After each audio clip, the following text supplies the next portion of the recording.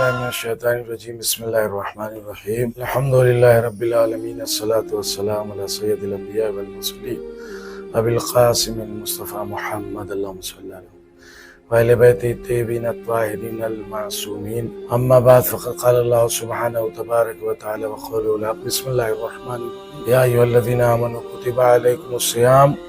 کما کتب علی الذین من قبلکم لعلکم تتقون۔ قرآن میں صاحب ایمان سے خطاب کر کے اللہ کا ارشاد ہے، اے صاحبان ایمان روزہ تم پر ویسے ہی فرض ہے جیسے پچھلی امتوں کے اوپر فرض تھا، اور روزہ اس لیے تم سے روزے کا مطالبہ ہے، رکھوایا جا رہا ہے، تم پہ فرض کیا گیا ہے کہ تم امید ہے کہ اس کے ذریعے سے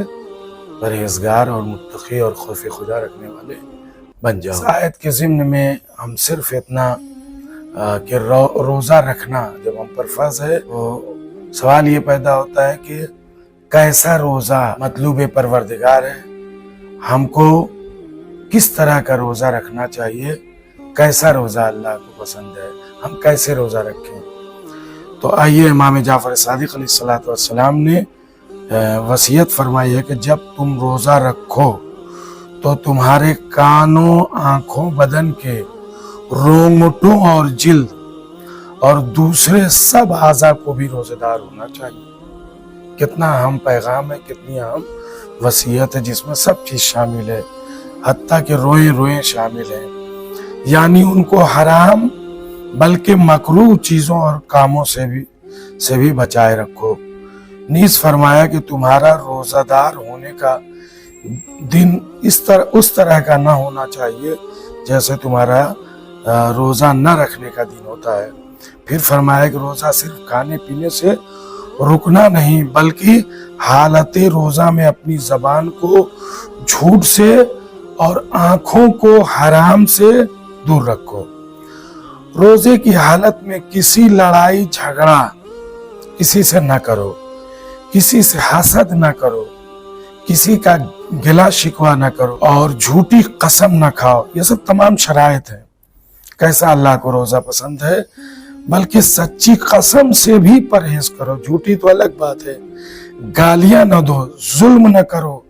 جہالت کا رویہ نہ اپناؤ، بیزاری ظاہر نہ کرو اور یاد خدا اور نماز سے غفلت نہ برتو۔ ہر وہ بات جو نہ کہنی چاہیے اس سے خاموشی اختیار کرو، صبر سے کام لو،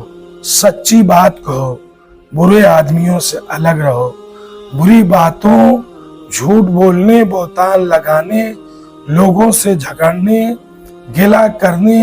اور چغلی کھانے جیسی سب چیزوں سے پرہیز کرو۔ اپنے آپ کو آخرت کے قریب جانو، آخرت کے ثواب کی امید رکھو، آخرت کے لیے اچھے اعمال کا ذخیرہ تیار کرو۔ تمہیں خدا کے خوف میں اس طرح عاجز رہنا چاہیے جیسے وہ غلام کے جو اپنے آقا سے ڈرتا ہے، اس کا دل رکا ہوا اور جسم سہما ہوا ہوتا ہے۔ خدا کے عذاب سے ڈرو اور اس کی رحمت کی امید رکھو۔ اے روزے دارو، تمہارے دل عیبوں سے، تمہارے باطن مکر و فریب سے اور تمہارے بدن آلودگیوں سے پاک ہونے چاہیے۔ اللہ کے سوا دوسرے خداؤں سے بیزاری اختیار کرو اور روزے کی حالت میں اپنی محبت و نصرت کو اللہ کے لیے خالص کرو۔ ہر وہ چیز ترک کر دو جس سے خدا نے ظاہر و باطن میں روکا ہے۔ خداوند قہار سے ظاہر و باطن میں ایسا خوف رکھو جو خوف رکھنے کا حق ہے، اور روزے کی حالت میں اپنا بدن اور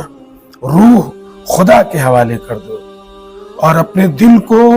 صرف اس کی محبت اور یاد کے لیے یکسو کر لو، اپنے جسم کو ہر اس چیز کے لیے فرما بردار بناؤ جس کا خدا نے حکم دیا ہے۔ اگر تم ان سب چیزوں پر عمل کر لو